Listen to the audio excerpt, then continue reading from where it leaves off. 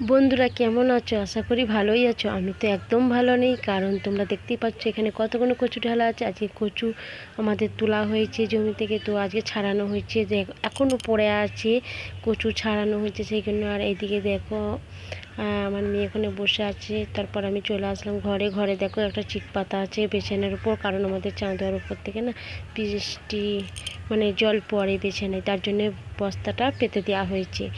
আর তো দেখো পুরো ঘরটাই এলোমেলো হয়ে আছে, কারণ কচু ছাড়ানো হচ্ছিল তো গুছানো হয়নি তার জন্য।